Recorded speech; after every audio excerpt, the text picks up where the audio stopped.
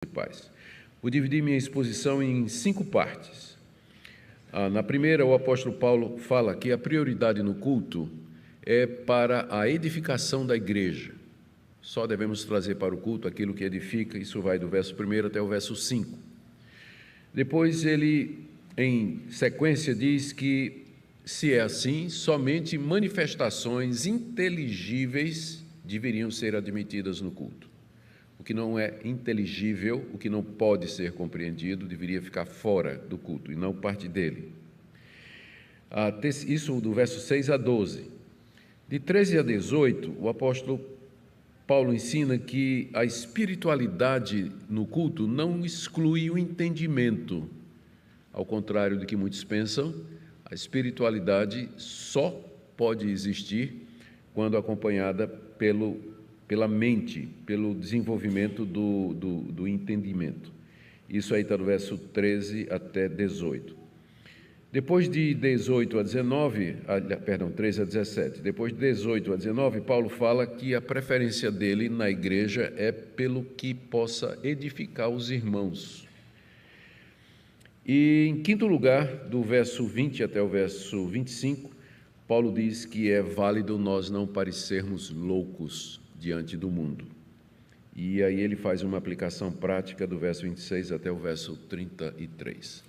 Vamos ver se nós teremos tempo para cobrir todo esse material e vamos ver até onde nós podemos ir, com a graça de Deus. Vamos começar lembrando que Paulo escreveu essa carta para responder algumas perguntas dos coríntios, e entre elas estava o lugar dos dons espirituais no culto, exatamente porque havia um grupo na igreja de Corinto que valorizava o dom de línguas acima dos demais dons espirituais, a ponto de que eram considerados como espirituais aqueles que falavam em línguas, que por sua vez falavam em grande quantidade, todos ao mesmo tempo e sem interpretação. Era isso que estava acontecendo na igreja. O apóstolo Paulo trata desse assunto a partir do capítulo 12, onde primeiro ele faz uma explicação do que são os dons espirituais e de como eles foram dados para a edificação da igreja. Depois ele, no capítulo 13, diz que existe um caminho melhor do que os dons, que é o amor. E no capítulo 14 ele retoma ao assunto dos dons espirituais, dessa feita estabelecendo a prioridade da profecia sobre o falar em línguas. E é assim que ele começa, do verso 1 até o verso 5, dizendo que no culto nós devemos dar prioridade àqueles dons que edificam a comunidade. Vamos ler o que ele diz. Sigam o amor e procurem com zelo os dons espirituais, principalmente o de profetizar, pois quem fala em línguas não fala para as pessoas, mas fala para Deus. Ninguém o entende, pois por meio do Espírito fala mistérios. Mas o que profetiza fala para as pessoas, edificando, exortando e consolando. O que fala em línguas a si mesmo edifica, mas o que profetiza edifica a igreja. Eu quero que vocês todos falem em línguas, mas muito mais que profetizem, pois quem profetiza é superior ao que fala em línguas, a não ser que as interprete para que a igreja receba edificação. Alguns pontos aqui eu chamo a sua atenção nessas palavras iniciais do apóstolo Paulo. A primeira é que ele manda que a igreja siga o amor e busque os dons espirituais. Ele acabou de falar do amor no capítulo 13, essa é a conexão. O amor é mais importante do que os dons espirituais, deveriam ser procurados pela igreja.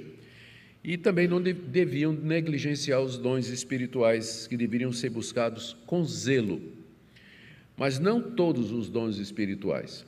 Existem dons que têm prioridade sobre outros. Veja como ele diz no final do verso 1, principalmente o de profetizar. Busquem dons espirituais, mas busquem principalmente o dom de profetizar. Ou seja, deem oportunidade para que aquelas pessoas que têm o dom de profetizar exerçam esse dom durante o culto de vocês. Elas deveriam ter a prioridade no culto, de profetizar durante o culto. Em segundo lugar, Paulo nos dá razão pela qual, no culto, nós deveríamos dar prioridade à profecia. é que quem fala em línguas, no verso 2, não fala para as pessoas, mas somente Deus o entende. E uma vez que nós nos reunimos com o objetivo de sermos edificados, e a edificação só acontece quando há entendimento, uma vez que as línguas são faladas e elas não são interpretadas, elas não contribuem para o entendimento da igreja. Por isso, quem profetiza na língua que todo mundo compreende, ele é superior ao que fala em línguas, a não ser, diz o apóstolo Paulo, final do verso 5, que interprete, para que a igreja receba edificação. Com isso, a gente vê a ênfase que o apóstolo Paulo vai dar aqui nesse capítulo, a edificação da igreja durante o culto. Nós nos reunimos para cultuar a Deus, para dar glória ao nome de Deus, para cantar louvores a Deus, mas também nós nos reunimos para sermos edificados, para aprendermos, para termos mais conhecimento a respeito de Deus e dos caminhos de Deus. Se não houver isso, não existe verdadeira edificação nas palavras do apóstolo Paulo. Portanto, a prioridade no culto tem que ser para aqueles dons que são manifestos ou que operam em língua compreensível do povo. Foi esse entendimento que levou os reformadores a acabar com as missas em latim. Porque durante a Idade Média, gradativamente, porque a Igreja Católica aceitou a Vulgata Latina como sendo a Bíblia oficial, a tradução oficial da Igreja, uma tradução que foi feita no século IV por Jerônimo, lá em Belém, por determinação do então começando papado, a Igreja Católica adotou o latim como língua oficial das missas. Na Idade Média, as massas não falavam latim. Cada um falava o idioma, o dialeto do seu país. O latim era a língua dos eruditos, dos religiosos, dos cônegos, dos freis, dos padres, dos monges. O povo não falava. Quando houve a Reforma Protestante, as duas providências que os reformadores tomaram foi, primeiro, traduzir a Bíblia numa língua que o povo entenda, e, segundo, acabar com missa em latim. O culto tem que ser na língua do povo. E o texto que eles usaram foi esse aqui. Quer dizer que não adianta você, no culto, ter manifestações que o povo não entende. Porque para que haja crescimento, para que haja entendimento na graça de Deus, crescimento da graça de Deus, é preciso que a mente seja engajada, que as pessoas tenham conhecimento a respeito de Deus. Então ele diz, busquem os dons espirituais, mas principalmente que vocês profetizem, porque quem fala em línguas só edifica a si mesmo. Ele sabe que está sendo usado por Deus de uma maneira sobrenatural, ele é edificado por isso, mas a igreja não recebe edificação, e o propósito do culto é exatamente essa edificação. Ele diz aqui o texto, Paulo diz aqui, ninguém o entende, porque pelo Espírito ele fala mistérios. Ou seja, ele fala de coisas que as pessoas não entendem. Se eu começar a falar aqui em árabe, copta ou holandês, provavelmente vocês não vão entender, a não ser a Minka, não é, que fala holandês. Não sei se tem mais alguém que fala. Então, eu estarei falando mistérios, porque vocês não sabem o que é que eu estou falando. Então, mistério aqui não é alguma verdade oculta que só o profeta sabe, é o fato de que as pessoas não entendem o que está sendo dito. Portanto, o que eu estou dizendo é mistério para você. Não é que é uma verdade celestial que Deus resolveu revelar de maneira específica a algumas pessoas. Não é disso que está se tratando aqui. Mas a pessoa, pelo Espírito Santo, ela fala, ela se dirige a Deus no idioma que ninguém mais entende, só Deus. E, portanto, não é conveniente para a igreja. Paulo não é contra línguas, ele diz no verso 4, não é? O que fala em línguas a si mesmo edifica, o que profetiza edifica a igreja. O que já nos dá uma dica do que era a profecia. A profecia era algum tipo de fala que tinha conteúdo, trazia doutrina, senão Paulo não teria dito que o profeta edifica a igreja. Uma vez que o entendimento é alguma coisa que, uma vez que a edificação é alguma coisa que passa pelo entendimento, segue-se que se profecia edifica a igreja, ela deve transmitir algum tipo de conhecimento a respeito de Deus, do Evangelho, da salvação. Então ela tem um caráter doutrinário, de ensino, teológico. Não é adivinhar o que está acontecendo na vida dos irmãos. não é denunciar segredos que as pessoas escondem das outras, não é anunciar de maneira vaga fatos que ainda vão acontecer, mas parece que tem algum conteúdo doutrinário, senão Paulo não teria dito que quem profetiza edifica a igreja. Ele não é contra línguas, verso 5, eu quero que todos vocês falem línguas. Então, nós não podemos proibir, nós não podemos dizer que as línguas são coisa do diabo ou que não deveria ter de jeito nenhum, porque o próprio apóstolo Paulo diz que gostaria que a igreja de Corinto toda falasse em línguas, mas ele diz, eu preferia muito mais que vocês profetizassem. Eu preferia muito mais. Por quê? Final do verso 5. Quem profetiza é superior ao que fala em línguas. E por que quem profetiza é superior ao que fala em línguas? Porque quem profetiza edifica a igreja. E quem fala em línguas edifica só a ele mesmo. Então, no culto, nós devíamos dar prioridade àquilo que edifica. Por isso que nós tiramos a missa em latim, é por isso que foi tirado o teatro, que foi colocado durante a Idade Média. O pessoal hoje pensa que é novidade. Teatro é uma coisa nova que Deus está trazendo. Nada, os reformadores já botaram para fora da igreja, isso na Idade Média. Durante a Idade Média, o argumento era esse, o povo ignorante não entende a pregação do Evangelho, então vamos trazer uma dramatização, vamos fazer um teatro para ilustrar a verdade bíblica. E aí pararam a pregação, ou fizeram as homilias em latim, e vinham os atores profissionais encenar os mistérios, é esse o nome que era dado, né? Fazer a encenação dos mistérios, contar as histórias da Bíblia através do teatro e tudo mais. Os reformadores botaram tudo isso para fora, porque eu queria ver como é que alguém teatraliza a doutrina da justificação pela fé. Tenta imaginar aí, né? Como é que peça alguém pode montar para explicar a doutrina da eleição e a escolha de Deus antes da fundação do mundo e a justificação pela fé mediante a graça em Cristo Jesus. Complicado você teatralizar isso aí, não é? Os reformadores disseram que o bom pregador, ele transforma o ouvido em olho. Se você pregar bem, você vai transformar o ouvido das pessoas em olho, elas vão ver a verdade, você não precisa de teatro. E eles aboliram isso dos cultos, não é? E o culto protestante, ele era extremamente simples na língua do povo e tinha como objetivo trazer essas grandes verdades. Então, esse é o primeiro ponto do apóstolo Paulo. O segundo ponto, ele segue essa linha aí, do verso 6 até o verso 12, onde o apóstolo Paulo diz que no culto, portanto, só faz sentido manifestações inteligíveis. Vamos ler aí de 6 a 12. E agora, irmãos, se eu for até aí falando em línguas, que proveito vocês terão se eu não falar por meio de revelação, de conhecimento, de profecia ou de doutrina? É assim com instrumentos inanimados como a flauta ou a harpa quando emitem sons. Se não emitirem sons bem distintos, como se poderá reconhecer o que se toca na flauta ou na harpa? Pois também se a trombeta der som incerto, quem se preparará para a batalha? Assim também vocês, se com a língua não disserem palavra compreensível, como se entenderá o que é dito?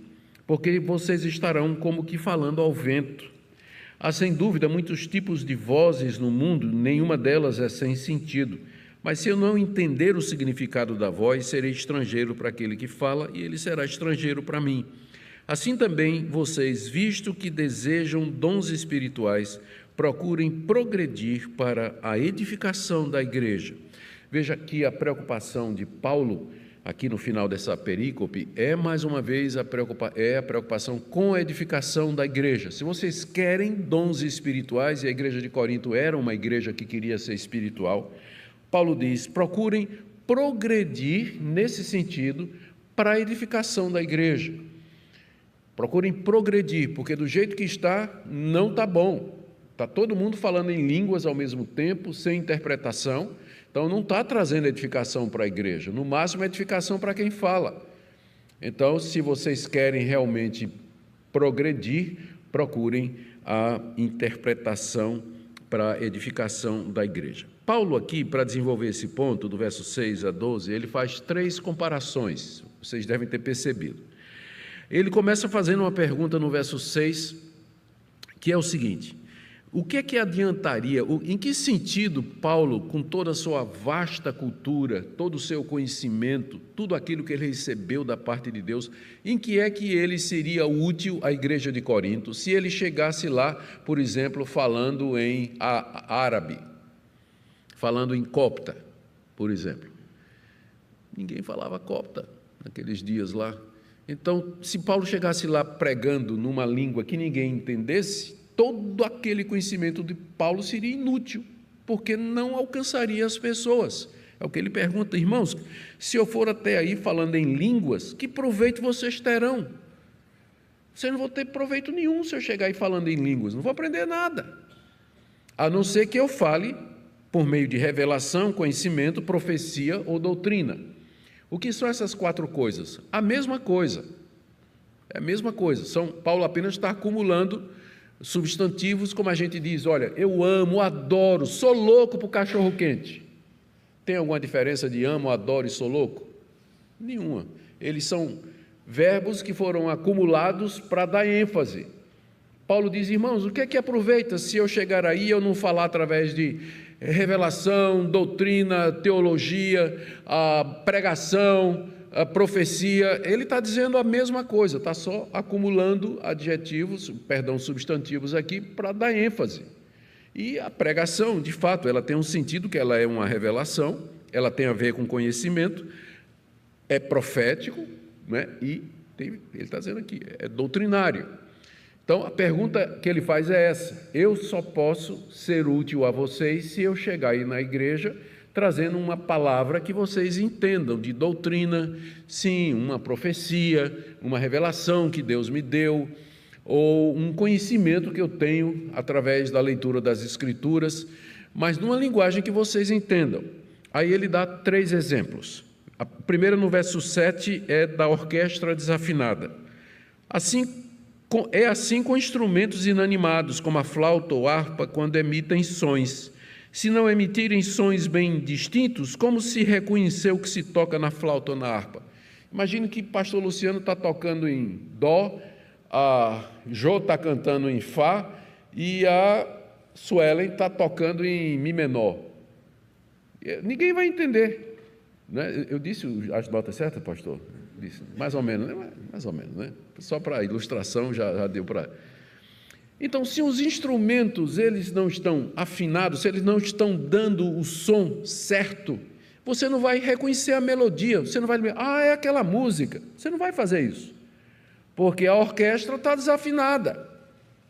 Então, se todo mundo está falando em língua, você vai dizer: não estou reconhecendo a voz de Deus. O que é que Deus está dizendo? Não estou entendendo. É o primeiro exemplo que ele dá da orquestra desafinada. É a mesma coisa quando todo mundo está falando em línguas ao mesmo tempo. Você não sabe o que é que está sendo dito. Como se vai reconhecer o que se toca na flauta ou na harpa? A segunda ilustração é do trombeteiro ou do corneteiro vacilante. Verso 8: pois também, se a trombeta der som incerto, quem se preparará para a batalha? Eu fiz o serviço militar e uma das primeiras coisas que a gente aprende quando é recruta é chamado Ordem Unida. Tem um sargento lá, geralmente mal encarado, que diz assim: sentido, né? Então, bate os cascos, né? Em frente, marcha, e marchando, esquerda, vou ver, Depois que a gente aprendeu Ordem Unida, aí ele traz o cabo corneteiro. O cabo traz uma corneta e ele diz: olha, agora as ordens são o seguinte. Eu não me recordo mais, porque já faz mais de 80 anos. Então, ele diz assim: se for um som breve e um curto, é marchar. 3 tons ou 3 toques breves é parar. Um toque breve e 2 longos, virar à esquerda. Então, explica tudo, né? Para que isso? Porque no meio da guerra, você não vai ouvir o comandante dizendo: gente, recuar. Não, ele vai dizer para o cabo, o corneteiro: toca recuar. Agora imagine lá, no meio da guerra, a gente levando o maior pau dos inimigos, morrendo, e o almirante diz assim: toca recuar. O bicho fica confuso e toca avançar. Já pensou? Se a trombeta der som incerto, perguntou o apóstolo Paulo, Quem vai se preparar para a batalha? Se você está dizendo alguma coisa na igreja numa língua que seus irmãos não entendem, Senhor, é o Senhor? É o Senhor que está falando? O que é que o Senhor está dizendo? Não estou entendendo. A terceira ilustração de Paulo, para dizer aqui na igreja, tem que ser coisa compreensível, é de dois bárbaros que se encontram. Verso 10: há sem dúvida muitos tipos de vozes no mundo, e nenhuma delas é sem sentido. Mas se eu não entender o significado da voz, serei estrangeiro para aquele que fala, e ele será estrangeiro para mim. A palavra estrangeiro é a palavra bárbaros no grego, que é, eu esqueci agora o nome daquelas palavras que adquirem, que elas são qualificadas exatamente porque elas transmitem um som, como clicar. Tem um nomezinho, não tem? Clique. É onomatopeia. Então, bárbaros é uma onomatopeia. Por quê? Porque para os gregos, todo outro idioma que não fosse grego soava como bar. Daí eles chamavam quem não era grego de bárbaro. Era bárbaro, porque não falava grego. Então imagine, você está falando uma língua, eu estou falando outra, a gente se encontra e a gente tenta se comunicar, eu não sei o que você está falando e nem você sabe o que eu estou falando. Então as línguas, em vez de nos fazer irmãos, nos torna bárbaros um para o outro, porque não sei o que você está dizendo e você não sabe o que eu estou dizendo. Eu sou como bárbaro para você e você é como bárbaro para mim. É o efeito, está aí no verso 11. Não é que não tem sentido a voz, elas têm significado, só que eu não conheço. Se eu não entender o significado da voz, serei estrangeiro para aquele que fala, e ele será estrangeiro para mim.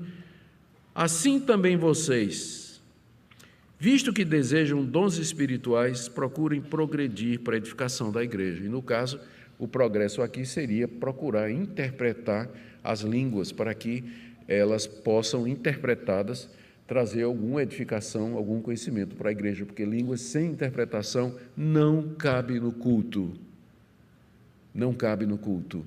A profecia, nesse sentido, é superior, porque é numa língua que todo mundo compreende, alcança todos os membros da igreja, e nas palavras de Paulo, que eu pulei aqui no verso 3, volte o verso 3 para mim, o que profetiza fala para as pessoas, edificando, exortando e consolando.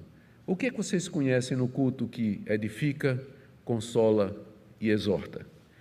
Pregação, né? É a pregação, a exposição da palavra de Deus. Então, para que vocês possam progredir nessa área, diz o apóstolo Paulo, vocês procurem pelo menos a interpretação daquilo que é falado em línguas. E do verso 13 a 18, o apóstolo Paulo, talvez ele esteja aqui corrigindo uma falta, um equívoco da parte dos coríntios com relação à espiritualidade. Paulo vai fazer o contraste entre espírito e mente e dizer que, na verdade, um não exclui o outro, verso 13 a 18. Por isso que ele falou, referente ao verso anterior, não procurem progredir para a edificação da igreja, por isso quem fala em línguas, ore para que as possa interpretar. Porque se eu orar em línguas, o meu espírito de fato ora, mas a minha mente fica infrutífera.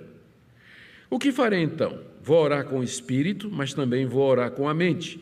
Vou cantar com o espírito, mas também vou cantar com a mente. Se você louvar apenas em espírito, como o não instruído poderá dizer o amém depois da oração de agradecimento que você fez? Porque ele não entende o que você diz. A sua oração de agradecimento pode ser muito boa, mas o outro não é edificado. Aqui o apóstolo Paulo, ele diz que a espiritualidade no culto não exclui a mente. Na verdade, ele diz, olha, eu vou orar em espírito, ele quer dizer com isso, eu vou orar em línguas, mas eu vou orar com a mente também. Eu vou dar graças a Deus em espírito, em línguas, mas eu quero fazer isso com a mente também. Eu vou cantar em espírito, ou seja, em línguas, mas eu quero cantar com minha mente também. Então fica muito claro que a mente, o entendimento, o intelecto, ele está envolvido na espiritualidade, ao contrário do que alguns irmãos dizem, que a espiritualidade é mais emoção, é aquela experiência com Deus, aquela intuição, aquele sentimento, enquanto que o apóstolo Paulo coloca a mente aqui como sendo necessária para que haja, de fato, edificação e espiritualidade. Sem entendimento, sem o envolvimento da mente, do intelecto, a sua espiritualidade não passa de misticismo, não passa de um pragmatismo, não passa de um experiencialismo. Toda a experiência ela precisa ser governada e orientada pela boa teologia, pelo intelecto, pela mente orientada nas coisas de Deus, senão acaba descaindo para esse tipo de abusos que nós conhecemos aí. O oposto também é verdade, só o foco na mente acaba produzindo uma ortodoxia morta, estéril, fria. Nós queremos as duas coisas. Eu quero adorar a Deus em espírito, eu quero experimentar o poder espiritual de Deus durante o culto, mas eu quero ao mesmo tempo que a minha mente seja instruída. Eu quero ouvir pregações que me instruam.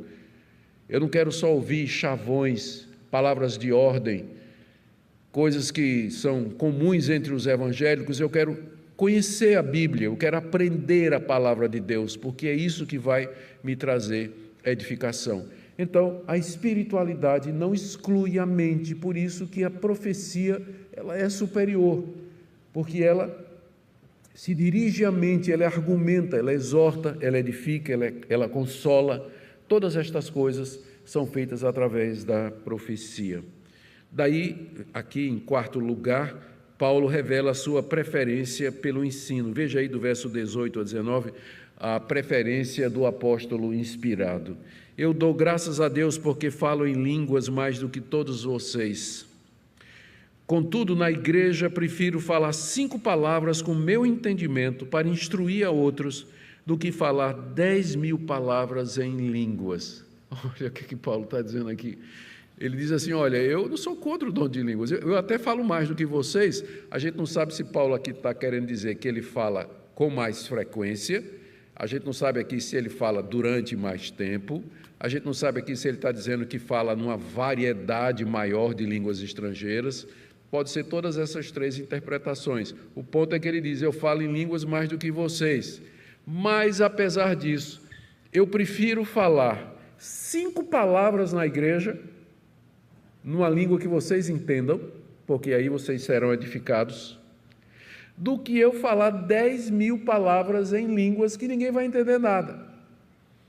Então, a preferência do apóstolo inspirado por Deus deveria nos orientar, ou pelo menos nos acautelar, né, de que nós não podemos dar preferência àquilo que o apóstolo Paulo claramente diz aqui, que não seria a preferência dele.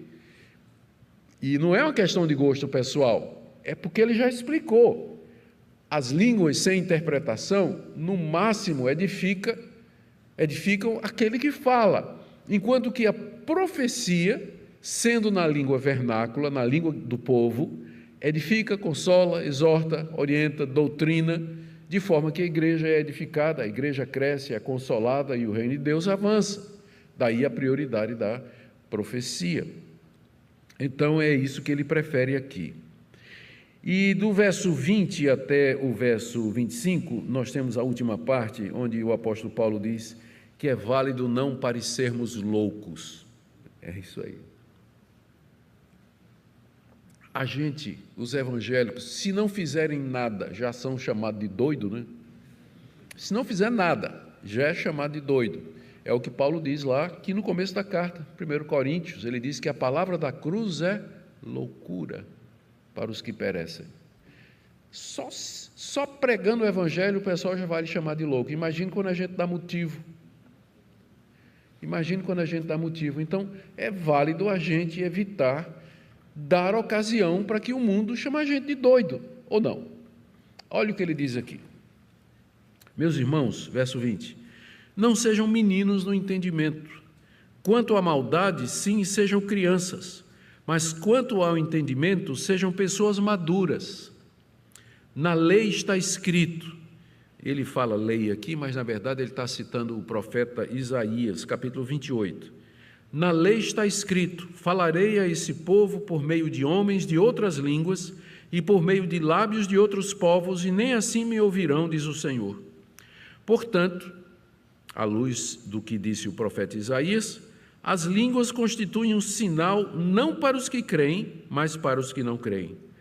No entanto, não é para os que não creem, e sim para os que creem. Assim, se toda a igreja se reunir no mesmo lugar e todos se puserem a falar em línguas, no caso de entrarem pessoas não instruídas ou não crentes, será que não vão dizer que vocês estão loucos? Porém, se todos profetizarem e entrar ali um não crente ou um não instruído, ele será convencido por todos e julgado por todos. Os segredos que ele tem no coração se tornarão manifestos, e assim, prostrando-se com o rosto em terra, adorará a Deus, testemunhando que Deus está de fato no meio de vocês. Aqui, para nós entendermos essa passagem, nós temos que voltar lá para o livro de Deuteronômio, capítulo 28. Lá você tem as bênçãos e as maldições da aliança que Deus fez com a nação de Israel. E nesse capítulo, Moisés começa dizendo: se vocês obedecerem ao Senhor, seu Deus, guardarem os termos da aliança, as seguintes bênçãos serão enviadas por Deus. E aí fala de prosperidade, de proteção, vitória contra os inimigos e uma série de outras bênçãos. Lá pelo meio do capítulo, antes, aliás, Moisés diz o seguinte: mas se vocês desobedecerem ao Senhor e quebrarem os termos dessa aliança, as seguintes maldições virão contra vocês. Aí vem a lista das maldições: peste, praga, furúnculo, coceira, esterilidade das vacas no curral, seca, praga de gafanhoto, inimigos batendo na porta, tudo quanto é de coisa ruim que vocês podem imaginar, está lá em Deuteronômio 28, como sendo as maldições que Deus iria mandar sobre seu povo, se o seu povo quebrasse a aliança. Mas tinha uma coisa em particular que recebe destaque, que é chamado de a maldição. Deus diz assim: eu mandarei contra vocês um povo cuja língua vocês não entendem. Esse povo não terá piedade do velho, da criança, da mulher, vai matar, acabar com vocês, vai acabar com a plantação de vocês, vai destruir o gado de vocês, e vocês serão levados para uma terra estranha, para fora da terra prometida. Essa era a maldição do pacto, ou seja, o desterro por conta da desobediência, e que seria levado a efeito por um povo cuja língua os judeus não entenderiam. Séculos depois, o profeta Isaías, vendo que isso estava para acontecer, e diante da reclamação do povo, o povo estava dizendo, o povo idólatra, não é? Idólatra, longe dos caminhos de Deus, e o povo dizendo, é lei sobre lei, é regra sobre regra, ninguém aguenta essa lei de Moisés, ninguém obedece, ninguém consegue obedecer. Aí Deus diz: vocês não querem me escutar? Então eu vou falar com vocês mediante um povo de outra língua, como ele diz aqui, falarei a esse povo, já que esse povo não quer escutar o profeta Isaías, já que vocês não querem escutar os profetas, eu falarei a vocês por meio de homens de outras línguas, e por meio de lábios de outros povos, e nem assim vocês vão me ouvir, tal a dureza do coração de vocês. Ou seja, e aí, isso aí é repetido lá no profeta Jeremias. O profeta Jeremias, ele vai dizer a mesma coisa, se não me engano é no capítulo 5, ele diz assim também: Deus vai mandar um povo cuja língua vocês não entendem e que vai trazer juízo contra vocês. Isso significa o seguinte: quando o israelita, no Antigo Testamento, ouvisse o som da voz do soldado sírio subindo e escalando as muralhas da cidade para destruí-lo, ele deveria lembrar da maldição do pacto, que viria através de um povo de fala estrangeira, como de fato foi. Os assírios levaram cativo o reino do norte, eles falavam aramaico, e os babilônicos levaram cativo o reino do sul, também falavam aramaico, que eram línguas que o povo hebreu não entendia. O que Paulo está fazendo é pegando isso aqui e dizendo: irmãos, não sejam meninos, vocês estão brincando com uma coisa muito séria. As línguas têm um propósito, elas indicam o juízo de Deus sobre os incrédulos. quando vocês ouvirem as línguas sendo faladas, é sinal de que o juízo de Deus se aproxima. E, gente, o que é que aconteceu? 30 anos, 40 anos, deixa eu fazer a conta aqui, 30 anos não, 20 anos depois de Paulo ter escrito essas palavras, o que é que aconteceu? Os romanos invadiram Jerusalém, falando latim, língua que os judeus não falavam. Os romanos, debaixo de Tito Vespasiano, aliás, na época era general Tito, depois ele se tornou um dos Césares, né? Tito Vespasiano era o pai dele. Tito invadiu Jerusalém, depois de 3 anos de cerco, arrasou a cidade, destruiu o templo, matou milhares de judeus e botou o povo para fora da terra. Exatamente como tinha acontecido no tempo de Isaías, pouco depois do tempo de Isaías. Ou seja, lá no dia de Pentecostes, se tivesse um judeu atencioso, estava lá e vendo, né? De repente aquelas línguas sendo faladas, ele ia dizer: eu já ouvi isso em algum lugar, está me dando um déjà vu, onde é que eu li isso? Onde é que eu li isso? Ele leu isso em Deuteronômio 28, Isaías 28, ele leu isso em Jeremias capítulo 5, de que Deus mandaria seu juízo contra os desobedientes do seu povo por meio de um povo que falasse em língua estrangeira. Por isso, Paulo diz: meus irmãos, portanto, verso 22, as línguas são sinal não para os que creem. As línguas não são sinal para os que creem. A profecia, no entanto, não é para os que não creem, e sim para os que creem. Agora nós aprendemos mais alguma coisa a respeito da profecia. Ela é voltada para a edificação da igreja. Ela não é um sinal para os descrentes, porque o descrente vai, né? Mas ela é um sinal, a profecia é para os que creem. Aí ele ilustra como isso funciona na prática. Se toda a igreja se reunir no mesmo lugar, todos se puserem a falar em línguas, no caso de entrarem pessoas não instruídas ou não crentes, elas vão dizer que vocês estão loucos. As línguas fizeram o seu efeito de sinal do juízo de Deus. Aquelas pessoas que entraram na igreja, em vez de se converterem, por conta de ver todo mundo falando, feito um hospício, eles dizem: esse pessoal é doido, e abandona e vai embora. Mas se todos profetizarem, verso 24, e entrar ali um não crente e um não instruído, ele será convencido por todos e julgado por todos, porque a palavra de Deus é mais cortante e penetrante do que espada de 2 gumes, que penetra até a medula, até o coração, separando alma e espírito, e diante dela toda obra é manifesta, diz o autor de Hebreus. Quando a palavra de Deus é pregada, o coração do incrédulo é manifesto. Eu tenho 40 anos de pregação, eu perdi a conta das vezes, quando ainda se dava para cumprimentar as pessoas na porta da igreja, que as pessoas chegavam e diziam assim: pastor, parece que o senhor passou a semana atrás da porta da minha cozinha, e tudo que o senhor disse aqui foi minha vida, e eu nem conheço o cidadão, tudo que o senhor disse aqui foi minha vida. Não sou eu, é a palavra de Deus, o Espírito Santo que usa a palavra explicada para revelar as intenções e propósitos do coração. Então, por isso o apóstolo Paulo diz: ele será convencido, os segredos que ele tem no coração se tornarão manifestos, e assim, prostrando-se com o rosto em terra, adorará a Deus, testemunhando que Deus está de fato no meio de vocês. Os coríntios achavam que falar em línguas era uma prova de que Deus estava no meio deles, mas ao mesmo tempo era uma igreja imoral, uma igreja dividida, igreja com grupos, uma igreja onde irmão processava outro, uma igreja onde tinha um grupo que não acreditava em ressurreição. Mas quando a palavra de Deus é pregada, ele cai de joelhos, o descrente, e ele diz: Deus está de fato no meio de vocês. A profecia evidencia a presença de Deus no meio do povo dele. Paulo termina aqui do verso 26 a 33, botando ordem na casa, que foi a razão pela qual ele primeiro escreveu. Ele diz: o que fazer então, irmãos? Verso 26, quando vocês se reúnem, é uma confusão. Um tem salmo, outro tem ensino, esse traz uma revelação, aquele fala em línguas, outro faz interpretação. Que tudo seja feito para edificação. Tudo seja feito para edificação, do jeito que está, cada um está fazendo uma coisa, né? Parece que o culto é casa da mãe Joana, cada um faz o que quer. Não, Tem que ter edificação. Vamos botar ordem na casa. Vamos começar aqui com quem fala línguas. Verso 27. No caso de alguém falar em línguas, quer dizer, pode ter, pode não ter. Então, no caso de aparecer alguém falando em línguas, que não sejam mais do que 2. Eita, Paulo. Quando muito 3.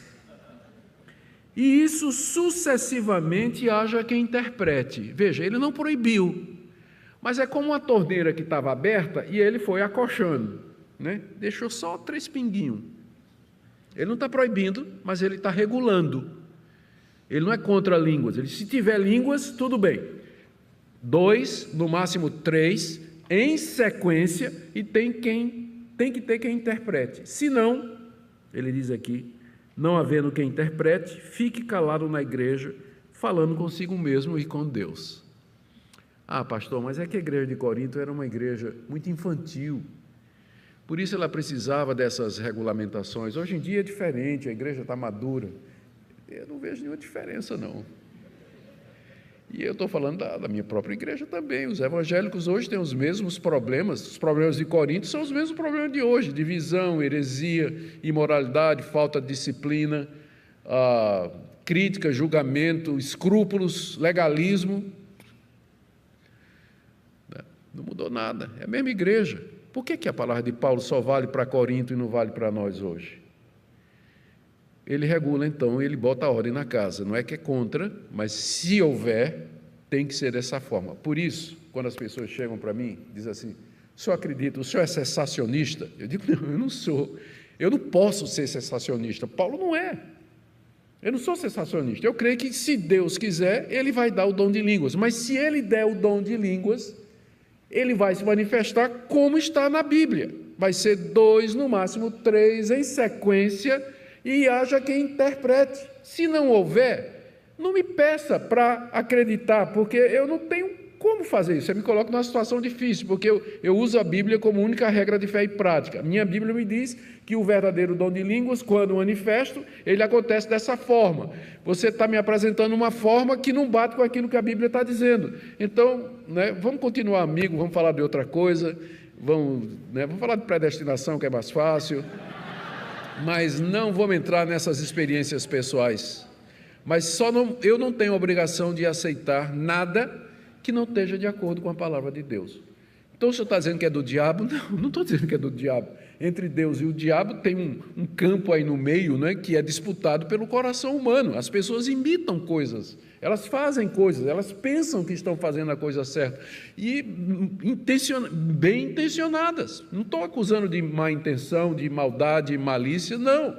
Me lembro, estava com a Minca, eu estava fazendo o mestrado na África do Sul, a gente foi para uma conferência de uma igreja, uma grande igreja pentecostal, tínhamos vários amigos pentecostais e eles nos convidaram lá.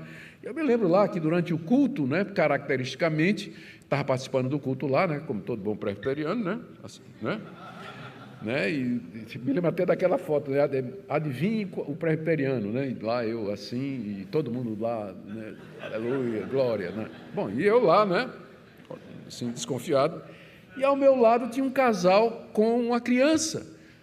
A criança tinha uns 3 anos de idade, 4 anos de idade. Teve uma hora lá que a congregação inteira começou a falar em línguas, e o menino também começou a falar em línguas também. Ou seja, ele vai crescer ali, aprendendo que aquilo é uma manifestação normal, natural durante o culto. Ele vai se tornar um jovem assim e um adulto dessa forma. Ele aprendeu assim.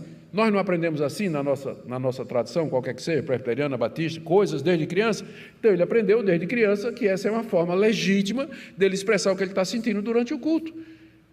Então, não é coisa do diabo, não é mal intencionado, não é nada de má vontade, nada. Faz parte da cultura pentecostal que está no mundo desde 2000, eu esqueci agora a data, 1902, na Rua Azul, 1906, por aí. Então, eu não estou dizendo que isso é alguma coisa maldosa, mas eu apenas estou dizendo que pode ter essas explicações e que Paulo regulamenta isso aqui. A mesma coisa agora sobre os profetas, no verso 28. 29, tratando-se de profetas, falem apenas 2 ou 3 e os outros julguem. Aqui a gente já vê uma coisa, que o profeta nas igrejas é diferente de Isaías, Jeremias, Oséias, Joel. Por quê? Porque eles eram profetas chamados por Deus num determinado momento. Amós foi tirado de trás da boiada, foi constituído profeta. Ele dizia, assim diz o Senhor, e ele falava a todo o povo de Deus. Amós falava no reino do norte, falava no reino do sul. A profecia de Isaías era para o reino do norte e para o reino do sul. O profeta no Antigo Testamento era o porta-voz oficial de Deus. No Novo Testamento, todo mundo podia profetizar. Qualquer um podia profetizar. Se a palavra de Deus chegasse para a pessoa, ela podia se levantar e falar e dizer, eu tenho uma palavra de Deus aqui para os irmãos, uma exortação, uma consolação. Eu hoje estava lendo a palavra de Deus e ela falou ao meu coração a respeito da situação da guerra que está acontecendo lá. A Bíblia diz que guerras haverão sempre, que nós não tenhamos medo, que ainda não é o fim, que nós sejamos consolados, que nós esperemos o príncipe da paz. Então é essa palavra que eu trago para vocês hoje. Se consolem, se animem, irmãos, não percam o ânimo, amém? Essa é a palavra que vem de Deus. Pronto, acabei de profetizar. Era mais ou menos isso que um profeta deveria fazer. Então todos poderiam fazer. Já vê a diferença do Antigo Testamento, não é? Todos podem profetizar. Diz aqui, tratando-se de profeta, falem apenas 2 ou 3 e os outros julguem. No Antigo Testamento não tinha como julgar. O profeta chegava dizendo, assim diz o Senhor. Mas no Novo Testamento, o que o profeta diz tem que ser julgado, para saber se ele está falando da parte de Deus ou não, porque muitos falsos profetas já saíram pelo mundo. E tem muita gente que não tem ideia do que é profecia, não é? Fica pensando que é simplesmente adivinhar o que está acontecendo na vida dos outros, ou vagamente anunciar. Aqui Deus está me revelando que tem 10 pessoas com enxaqueca aqui. Eu tenho certeza que se eu profetizar isso, eu acerto. Não é? Então, não é isso, mas é alguma coisa que de fato edifica a igreja. Tratando-se de profeta, falem apenas 2 ou 3 e os outros julgam. Se, porém, vier uma revelação a alguém que esteja sentado, cale-se o primeiro. O que movia, qual era a diferença do profeta e do mestre? O mestre exortava e ensinava a igreja regularmente. Quando você se reunisse com os irmãos lá nas casas de igreja de Corinto, você já sabia quem eram os mestres que Deus tinha levantado para ensinar a palavra de Deus. De repente, durante aquele momento de culto lá na casa da igreja de Corinto, Deus podia trazer uma palavra a alguém que não tinha sido nem premeditado, nem preparado, mas que era o que Deus queria trazer. Uma palavra no meio da perseguição. Meus irmãos, eu me lembro agora que eu estava lendo o rolo do profeta Isaías, e o profeta Isaías diz que quando o Messias vier, ele trará o reinado de paz. Então, meus irmãos, nós estamos sendo perseguidos agora, mas não percamos a esperança. O nosso Cristo, ele é o Rei da glória, ele virá. Então, ânimo, meus irmãos, coragem, não desanimem. Alguns de vocês estão sendo perseguidos, assediados pela polícia, seus bens já foram arrestados, têm parentes na prisão, não desanimem. Era isso que o profeta fazia. Deus trouxe uma palavra de encorajamento. Infelizmente, hoje, nas igrejas, por conta dos abusos, a gente fica meio desconfiado, quando se levanta alguém para falar no meio do culto. Então, os pastores preferem saber antes, para não serem surpreendidos com gente dizendo abobrinha no meio do culto, como se fosse da parte de Deus. Mas, no começo da igreja cristã, era isso que os profetas faziam. Eles traziam uma palavra extempore, não preparada, inspirada pelo Espírito Santo para a igreja diante das suas necessidades. Verso 31, porque todos poderão profetizar. Lembra do que eu falei? Que é diferente do antigo, não é? No antigo você tinha os profetas oficiais que falavam a todo mundo. Na igreja todos poderiam profetizar, um após outro, para que todos aprendam. Mais uma vez, mais um sinal de que a profecia era ensino, para que todos aprendam e todos sejam consolados. Os espíritos dos profetas estão sujeitos aos próprios profetas.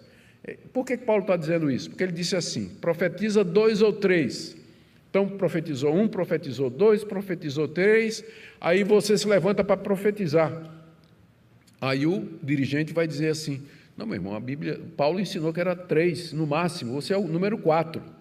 Não, mas sabe o que é? É que eu senti um impulso assim de falar que eu não posso conter. Não, meu irmão, o espírito do profeta está sujeito ao profeta. Você não entra no êxtase assim que você perde domínio próprio. Quanto mais cheio do Espírito Santo você está, mais domínio próprio você tem.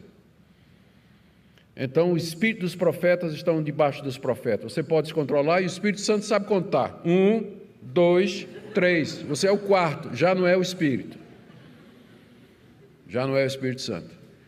Então, no máximo 3, e os espíritos estão sujeitos ao próprio profeta, porque Deus não é Deus de confusão, e sim Deus de paz.